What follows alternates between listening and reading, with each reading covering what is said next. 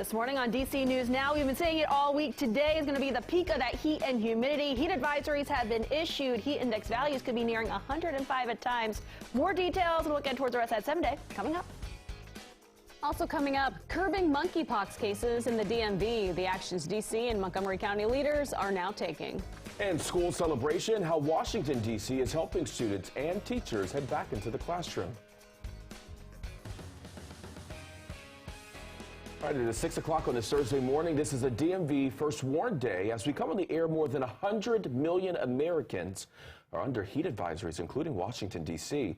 It will be dangerously hot today, feeling like the triple digits this afternoon. Yikes. And if you do need a place to stop and cool off, the district has several cooling centers available. You can typically find them at spray parks, indoor and outdoor pools, libraries, and rec centers. And you are definitely going to want to take advantage of those today if you can get to them, because it is going to be hot, hot, hot.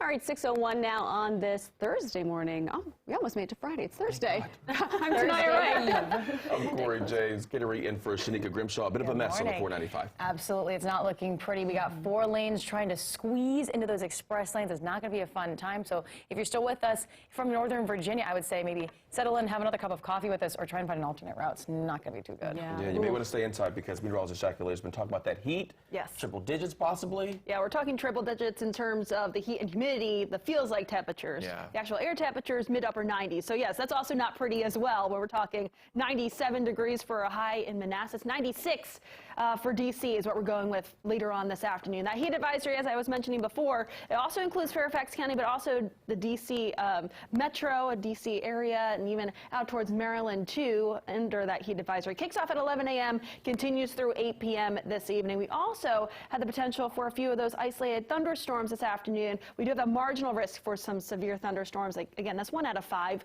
on that severe scale from the Storm Prediction Center. This is north and west of DC, but it includes Hagerstown, Martinsburg, as well as Winchester, and even out towards western Maryland, the eastern panhandle of West Virginia. Some of these could contain some heavier downpours, which could lead to flooding, which is why we do have that marginal risk. Satellite radar, though, right now, as you're stepping out the door, no need for the umbrella. We are seeing those clear skies. That'll be a little bit different later on this afternoon. No activity on the radar for now. We'll certainly notice that pickup later on today. Temperatures out there, though, into the 60s to right around 70. 70 in Manassas, 72 Leesburg, 77 right now in D.C., 73 in Fredericksburg. Those dew points are into the upper 60s to low 70s. It's starting to feel a bit more muggy, and these dew points will continue to rise along with those temperatures today. Highs, as I mentioned before, again, 95 for Leesburg. But notice this area where we're seeing a little bit of that yellow. That is the model indicating once those thunderstorms do slide through there, that will cool those temperatures off a little bit. So in terms of the heat and humidity, if you're not a big fan, you do want to see some of those thunderstorms that slide through to really cool things off. But really doesn't move into the DC area until at least 6 or 7 p.m. this evening, or even after that. So overall, much of DC and right along 95 really not getting into the action of those thunderstorms till at least later on this evening. But I'll have more details of the rest of that 7 day coming up in just a few minutes. But right now, I do want to toss it over to Katie Reed with the very latest on traffic. I know that we do have a lot to talk about. So what's the latest? Absolutely, Jackie. Now, as you can see, we've had the light that has come over the DMV area, but specifically in Virginia, you can see there's a massive tree that came down, blocking all of those northbound lanes on that Capitol Beltway. That's 495 northbound. And you can see traffic is crawling through those 2 express lanes. You got 4 lanes of traffic funneling into those express lanes. This one's between exit 57A, that's 95, and exit 54, that's Virginia at 620. So again, either pack your patience if you're heading out that way, or just find another route. As you can see, 25 miles an hour. You can see all these traffic crawling through that area. It's backing up all the way to 95, through 95. It's not going to be too pretty this morning, but also we had another accident that we want to make you guys aware of before we hit our Northern Virginia coverage area. Everything is green except for that little blip right there on 495. Nothing too bad, but again, we want to make sure that you are aware of that as you're heading out the door this morning. Now, we got 2 lanes blocked on 270 northbound. This one's heading into Maryland towards Montgomery County. It's the exit right before Ridge Road, so that's exit 16. It's backing all the way down there to Germantown Road. Again, not going to be fun. It's one of the only routes you can take to head up northbound and westbound towards Frederick and towards Hagerstown. So again, make sure you're aware of that as you're heading out the door this morning. Pack your patience, and I'll send it back over to you guys. All right, Katie, not a good start to the Monday morning or Thursday morning commute. Thank you. We begin with some breaking news in D.C. Police swarmed the scene of a deadly shooting overnight. Very few details are available, but this is what we know so far. Police say it happened on 14th Place and Southeast, and according to our partner at DC Real-Time News, one person was killed. There is no word on a suspect or possible motive. We're following some more breaking news this morning. This time in Montgomery County, police are trying to determine what happened leading up to a stabbing on Quincy Orchard Boulevard in Gaithersburg. Sources tell our Larry Calhoun the violence broke out at a party, and one person was taken to the hospital with serious injuries. Your time right now is coming up on 6:06 now. A Potomac family is grieving this morning following the loss of two sisters in a house fire. This all happened in the Hamptons while the family was on vacation. Jillian and Lindsay Weiner were 21 and 19 years old. Their parents and brother were able to escape that fire. They are now recovering in a hospital. The Washington Hebrew congregation, where the family attended synagogue, is now paying tribute to them. It released a statement saying, in part, the world has lost two beautiful lights today. Your time right now at 6:06. Developing this morning, a Prince George's County father is demanding justice for his son who was murdered. 15-year-old Kareem Wilson Jr. was shot and killed in February near his home in Greenbelt. Days after the shooting, a 16-year-old suspect was taken into custody. A teenager now is being charged as an adult. According to the victim's family, the court date has been pushed back several times. It's like they are not being expedient in the process of trying and convict this person for murdering my child. DC News Now reached out to the prosecutor's office about the delays, but so far we have not heard back. Wilson Sr. says a conviction is the only way he can find a sense of closure and healing. This morning, a plan is in place to help slow the spread of monkeypox in Montgomery County. Montgomery County officials say pre-registration survey to get vaccinated is set to go live at the end of the week. It is to help figure out who is the most eligible because those vaccine supplies are still limited.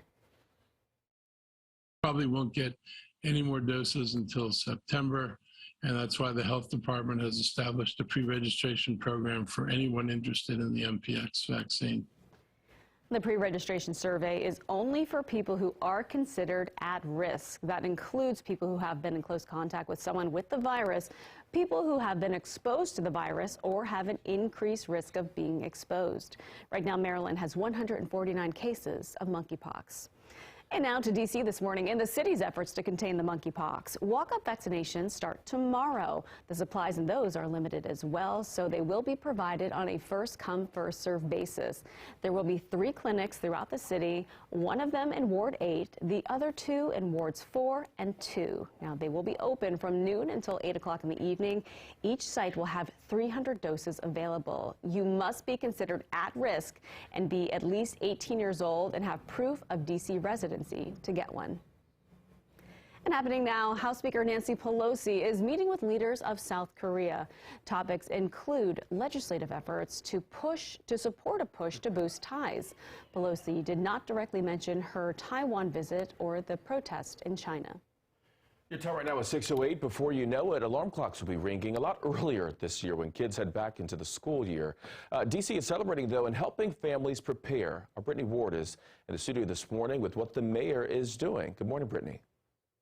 Yeah, good morning, guys. Leading up to the big day, D.C. Mayor Mauser is planning events throughout the entire city. A book bag and swag school drive giveaway will be happening in the district for the month of August. You can send your supplies to a classroom by purchasing items on your favorite teacher's Amazon wish list. Now, according to the mayor's office, donations are requested by Friday, August 19th, and happening today, ready for pre-K online workshop. This will be a virtual session, which will be offered in an overview of the DC public school, DC public pre-K system. That will be happening this weekend, today, but we also have a few events happening this weekend. On Saturday, we actually have two events coming up this Saturday. The first one is the First English Learners Back to School Fair, which runs from 10 in the morning until about 2 in the afternoon, and it will be at McFarland Middle School. Then we have the Climb Connect book bag giveaway.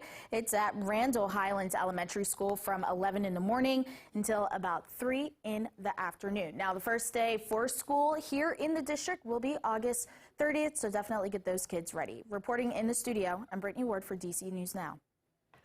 All right, thank you, Brittany. In our Schools Now controversy over what happens in classrooms, DC News Now's Max Marcella spotlights the people raising red flags about sexually explicit topics in class and when parents should have a say.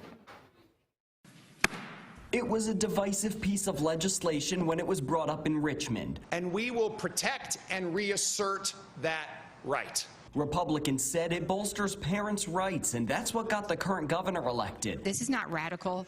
This is not censorship. It's just information. Democrats said it's unnecessary, especially since some schools already require parental approval for sex ed classes. I do not think this legislation is helpful or needed. But in the final chance for Virginians to guide the Board of Education, a new warning sign emerges. But I'm stepping up too to make sure that what needs to be done gets done. High schooler Rivka Viscardo-Lichter wrote this letter to the BOE, and hundreds of Virginia students signed it. It raises concerns about what is considered sexually explicit. According to Virginia Code, it includes simulated acts of masturbation, fetishism, and sexual bestiality, but also homosexuality. When you kind of dug deeper into what it was actually saying, it's a very, very dangerous bill. Viscardo-Lichter says lumping sexual orientation in with those other topics is wrong, and she wants those crafting the policy to be more clear. What we're looking from the Virginia Department of Education is for them to clarify that the mention or teaching of LGBTQIA+ people is not inherently sexual. With just hours until the deadline, more than 1,500 comments have been submitted, some blasting the bill, comparing it to Florida's Don't Say Gay policy, others saying it's not strong enough.